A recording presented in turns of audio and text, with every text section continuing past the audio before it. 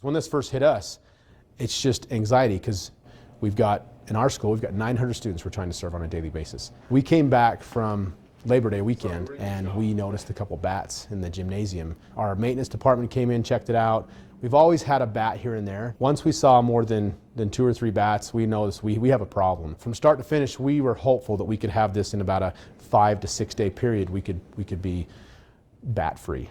We held one event in that gymnasium and we actually had some bats that were flying around during the event. We decided at that point in time we've got to shut this portion of the building down. Closed off the gymnasium, closed off the hallway connecting to that, and just started to make contacts with DWR. We know there's a migration season for these bats. And then you also are a high point and they're trying to find their ways into a space that's dark and secluded during the daytime. The hardest part is today. We went to a digital learning day. All of our 9th through 12th grade students are one-to-one. They all have a device that's provided by the school. Students are on virtually with their teachers checking in and out and doing assignments that way.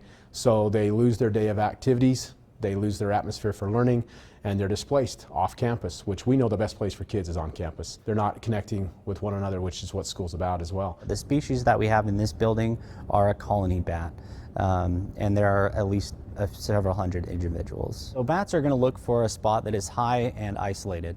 So that's typically going to be right where the roof meets the ceiling or any other dark crack or crevice that they can find high up. There's a lot of bats in Utah. It's a very good habitat for them.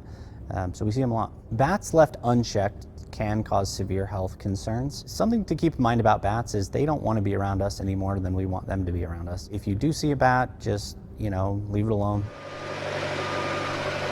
We do what we call exclusion, which is sealing up everywhere where they could use potentially, and then put valves on where they are using.